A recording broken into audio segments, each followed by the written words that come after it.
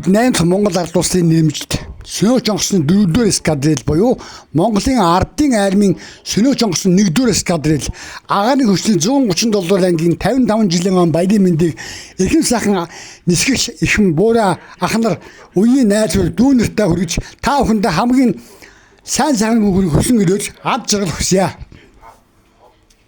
Сайн байцгаана уу эрхэм найзуудаа. Юу байцгаандаа аваач санах залуучуудаа. Энэ удаагийн нисгүүчин подкастын дугаарт бүгд 8 Монгол ард улсын ардын арим тийш байлдааны МиГ-17 онгоцоор зэвсгэлсэн гэдэг түүхэн талаар товч оруулъя. Зөвлөл боловсроос бүгд 8 Монгол ард улсын ардын аримд үзүүлж байсан цэргийн буцалтгал тусламжийн хүрээнд манай улс өөрийн гэсэн цэргийн нисгүүчнтэй болсон нисгүүчний төвөнд тодорхой байр суурь эзэлдэг юм аа манайхаа. Сөнөөж онгоцны анхны Сөнөөж тийш онгоцны анхны салбартаа болох зорилгоор 1969 оны 8 сарын 11-нд зөвлөлт социалист бүгд 8 холбоот улс ба бүгд 8 Монгол ард улсын засгийн газрын байгуулсан хэлэлцээр ёсоор зөвлөлт боловсроос МиГ-17 хэмээх тийш байлын сөнөөж онгоц 12 нэгжийг хүлээн авах болсон юм аа. Гэвч тухайн үед бүгд 8 Монгол ард улс ийм нисхийн онцгой салбарын ангийг бие даан байгуулах боловсон хүчин материал техникийн боломжгүй байсан учраас Монголд байлж байсан зөвлөлтийн 39 төрлийн армийн нисэх хүчний анги нэгтгэлүүдийн бүрэлдэхүүнд байгуулж байхаар тохирсон байна гэж. Ийхүү налаагт байлжсэн зөвлөлтийн нисэх дивизийн бүгд 8 Монгол ард улсын нэрмжид Сөнөөж онгоцны нисэх хааны 4-р эскадрил буюу Монголын ардын армийн Сөнөөж онгоцны 1-р эскадрил нэртэйгээр 1970 онд байгуулагджээ. Энэ эскадрил нь зөвлөлт Монголын хамтарсан удирдлагатай байлаа. Эскадрил ийм удирдлага зохион байгуулалтаар 1970-аас 75 он хүртэл ажилласан байдаг манайхаа. Эскадрилийн анхны захирагчаар Бронко, нислэг гэсэн орлогчоор Лалетин, штабын дарга Постников, ерөнхий инженер Медведев. Харин Монголын залаас штабын дарга бөгөөд эскадрилийн захирагчийн орлогчоор Дашторж, эскадрилийн захирагч улс төрийн орлогч Шиинэн, ерөнхий инженер Даваасан хангалтын орлогч бөгөөд ханг хороолтын захирагчаар Баясгалан нар ажиллаж байсан төвхтэй байдаг юм аа. Монголын ардын армийн Сөнөөж онгоцны 1-р эскадрилийг байгуулахад зөвлөлт бодвол Сөнөөж онгоцны анхны 4 нисгч, хөдөлмөрийн 12 тэнгич, зэвсгэлийн 5 тэнгич, хэрэглэл цахилгааны 6 тэнгич, онгоцны арай дээгүүр 5 тэнгич зэрэг Монгол хүмүүс анх бэлтгэсэн байдаг сайхан төвхтэй. Тэгвэл тийш байлдааны Сөнөөж онгоцны анхны 4 нисгч нь зөвлөлт бодвол улсын Краснодрын нисэн сургуулийг төгссөн Галхуугийн саран гэрэл, Сэрж мандлын усны их төмрийн продукт дамбын цогцойхон нар байлаа. Мөн даваад дорж байгаа бас дурсахгүй байхын аргагүй Монголын анхны тийш байлдааны онгоцны нисгч юм байсан юм аа. Монголын анхны Сөнөөж онгоцны эскадрил 1970 оны 9 сарын 6-ны өдөр байлдааны тийшд сөнөөгч МиГ-17 6 нэгж, МиГ-15 УТ онгоц 2 нэгжийг хүлээн авсан байна. Мөн тусланг 1971 оны 3 сарын 16-нд байлдааны улаан төвийг хүлээн авчээ. 1-р тусгай эскадрилийн захирагчийн 1970 оны 11 сарын 25-ны өдрийн тушаалаар Бортноор дугаар бүхий 1726, Тэг 611, 1177, 1223, Тэг 920, 1941 номер бүхий МиГ-17 мөн бүхийний дугаар 712154 92 22 55 завууд номер бүхий МиГ-15 УТ онгоцуудыг зэвсгэлд оруулсан төвтэй. Хамгийн сонирхолтой нь анхны 4 нисгч болох саран гэрэл гоод Тэг 4 буюу 1177, төмрийн продукт жахт Тэг 6 буюу 1223, цогцойгон ахад 100 буюу 712154, усны их гоод 101 буюу 92 24 55 дугаар бүхий МиГ-17 онгоцуудыг хүлээлгэн өгсөн байна. Ардын хувьслын яруу алдар 50 жилийн ойгоор Монголын анхны тийш байлдааны Сөнөөж онгоц болох 24 нэгж МиГ-17 онгоцууд зөвлөлт Монголын хамтарсан нисгчтэйгээр налахын аэродромоос хөрж хувьслын од агаарын парад үзүүлсэн юм аа. Энэ агаарын парадад нисгч продукт усник цогцойхон саран гэрлээр өөргөө амжилттай биелүүлсэн байдаг. Галхуугийн саран гэрэл ах энэ жил Монголын нисгчний 100 жилийн ойгоор Монгол улсын гавьяат нисгчдийн хэм цолыг хүртсэн Ахмад дайчин сайхан одоо хүртэл амьд байна. Ийхүү Монголын тэнгиж байлдааны тийш анхны МиГ-17 онгоцууд дүүлж эх орны агаарын торгон хэлийг хамгаалах нөр их үйлс 1970 онд үүссэн төвтэй. Үүнээс өмнө Монгол улсын агаарын хүчин Пошинт болон Хин төбийн төлөвлөгөө онгоцуудаар зэвсгэлж байсныг дурдах одоо хэрэгтэй байдаг юм аа. Манай МиГ-үүд 1973 оны Ардын армийн хэрийн сургууль Хэрдэн-Далангууд амжилттай өрөө гүйцэтгэж байлаа. Мөн 1977 онд анхны МиГ-20 сөнөөж онгоцнуудыг хүлээн авч Монгол нисгч техникийн цар хүрээ бие бүрэлдэхүүн олширч олон арван чадвартай Монгол нисгч техникч бий болсон сайхан төвхтэй.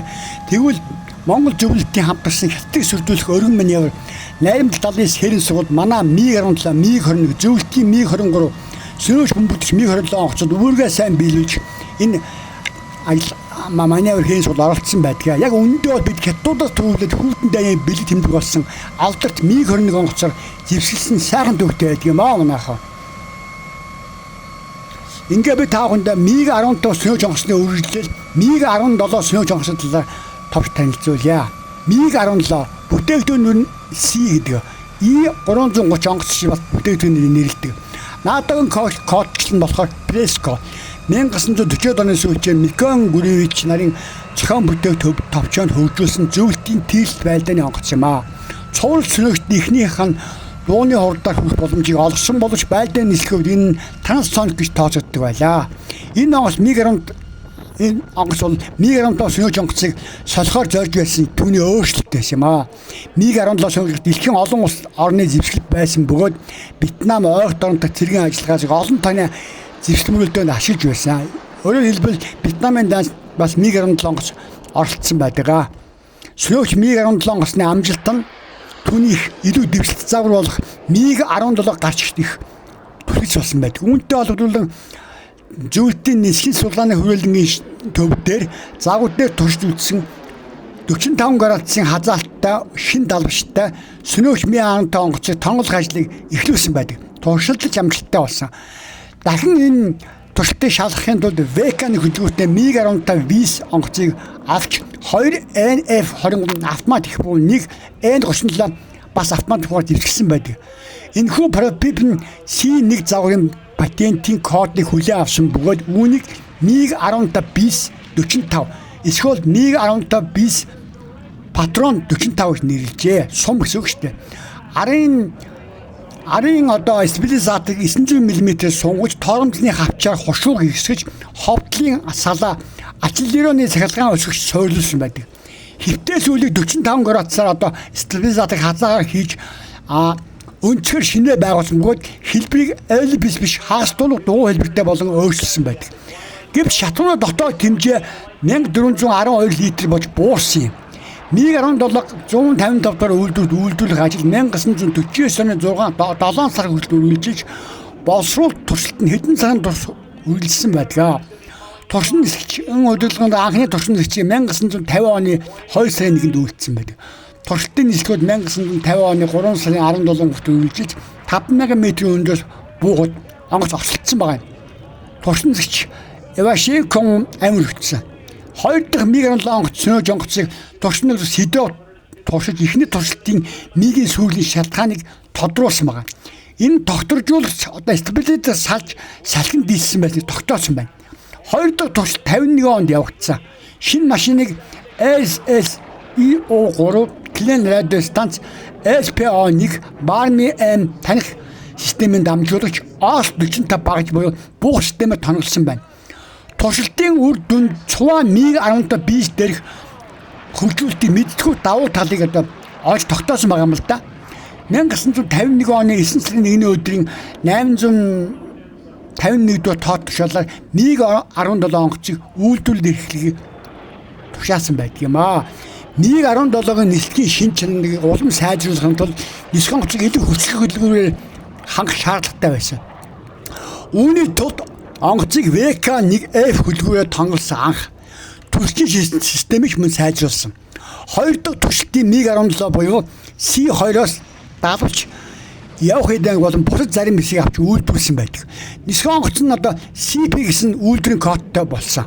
1951 оны 9 сарын 29-нд туршин нисгэгч Чернобуруу сүүлчийн туршилтыг одоо МиГ-17 онгоцноор хийж SP агаарт хөөгсөн байдаг.